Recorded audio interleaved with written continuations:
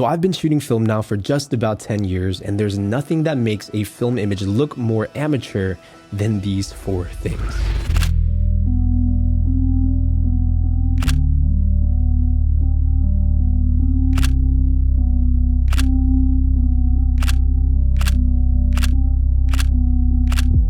What's going on YouTube? Welcome back to another King Japes video. I am your host, Jonathan Paragas, and I am a street photographer based here in the San Francisco Bay Area. Now, I wanted to make this video today to address a question that I got from my Instagram. Basically, somebody was asking how you can get your film images to pop. And then he started asking me, is it the camera that I'm using or is it the film that I'm using? And I essentially told him, it's really none of those variables. In order to get really good looking images, you have to avoid some of these very simple mistakes that I feel like a lot of beginner film photographers make. And as long as you listen to this video and avoid these 4 mistakes, you will get really, really good looking film images.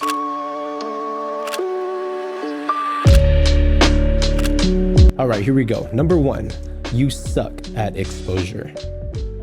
Let's be real, the number 1 contributor to a bad looking film image is essentially missing your exposure. This is the number 1 thing that's going to make your film images feel amateur. If you miss your exposure and you underexpose it a ton, you're gonna get these dark, grainy images with, these weird color shifts.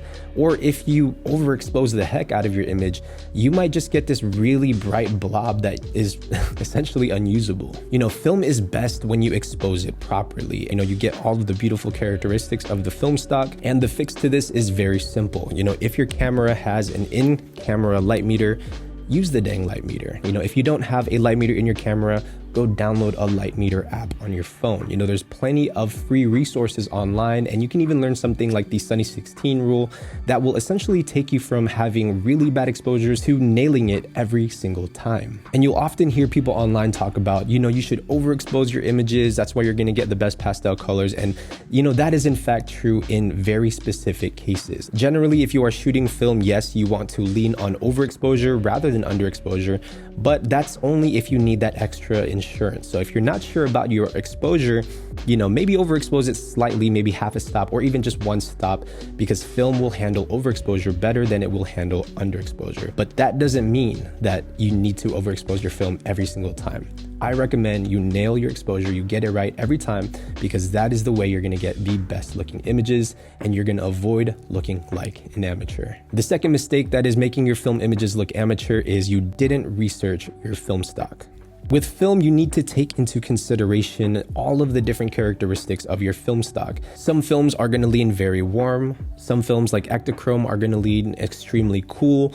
You might have films that are going to be very high ISO. Some of them have halation. There's a ton of different characteristics, and that's part of the beauty of film. You get different looks with each stock. But one big problem with a lot of beginner film photographers is that they tend to use the wrong film at the wrong time. Take Kodak T-Max P3200 as an example. 3200 ISO is an extremely sensitive film, and if you shoot that during the daylight, 9 times out of 10, you're going to be exposing your images at like f16 at 1/1000th of a second.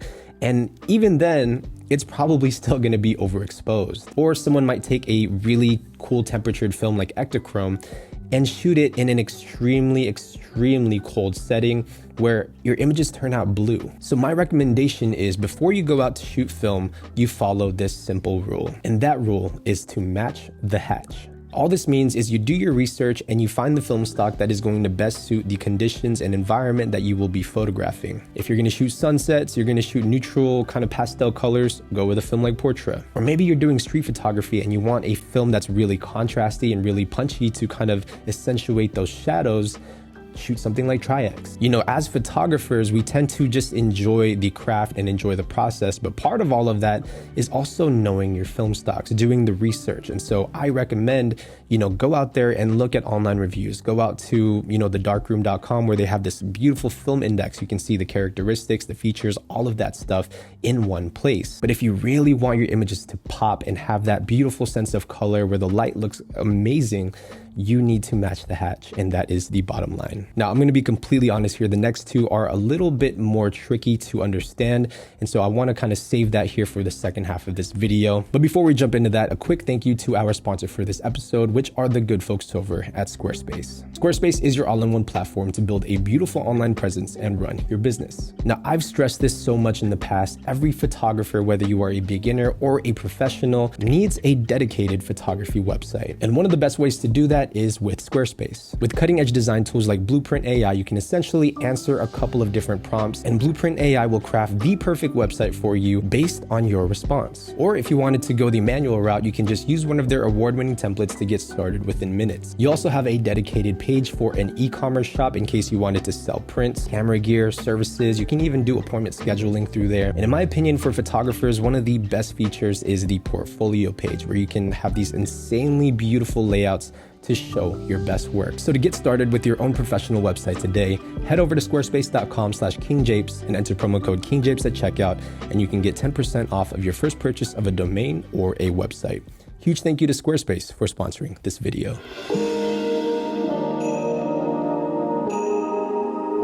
Your photos lack texture. One of the great things about shooting film is you have this natural texture going on because of the grain. And something that I learned over the years is if you use texture within these frames to help accentuate the light and the grain, you get these beautiful looking film images that you cannot replicate on a digital camera. And this is what makes film look so good. Now, how do you photograph texture? It's honestly extremely simple. Now, I can't say what everybody else is doing out there, but what I do is I like to show contrasting textures. So if I see something extremely smooth, I will include something in that frame that is bumpy or, rigid. You can even show texture through light contrast. So if something is extremely bright here, make something extremely dark on the other side of the frame. It's all a balance. And when you utilize these textures, you don't necessarily need to find something that is like, wow, that's a lot of texture, I'm going to photograph that. You only need a little bit. So for example, you can have a beautiful landscape in the background, and then you can put some texture with some flowers in the front. And this is a technique a lot of street photographers use, and that is called foreground texture. You photograph something extremely close by, but your focus is actually further out away. What this does is it creates a sense of depth, and when you can utilize that texture as well and combine it with the grain and the light, your images are going to pop. And that is the formula. It seems complicated when we talk about it in technical terms, but once you go out to the street, you realize there's so much texture out there to document, and it's only going to elevate your film images. So the next time you see a beautiful scene or you see something that you want to take a picture of, think about texture. All right, and the last mistake that is going to hold your film images back is you are not photographing with the light or against the light. Film is all about light. You need to feed your film the light. You see, something that took me a really long time to learn is how to photograph with the light to kind of enhance my film.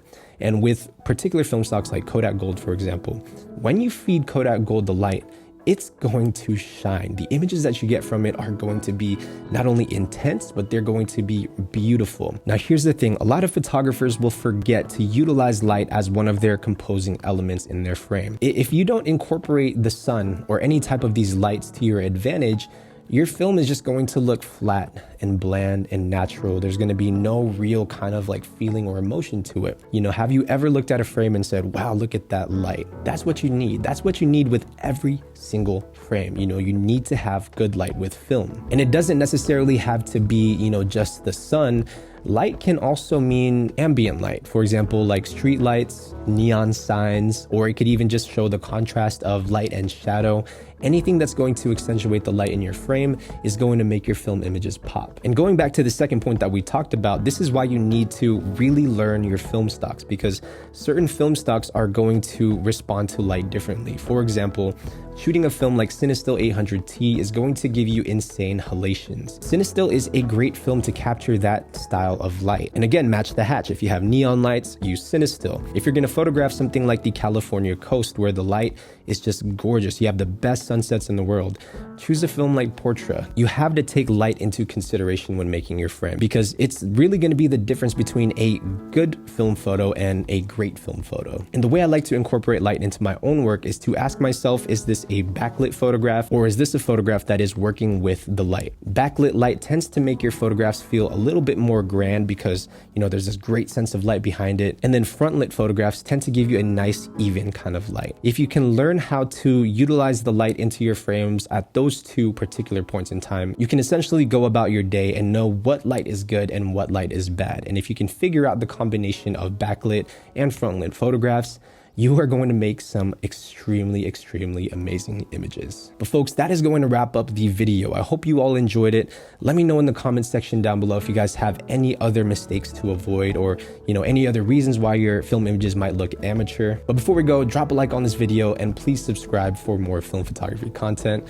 But other than that, I will see you in the next one. As always, Minolta gang.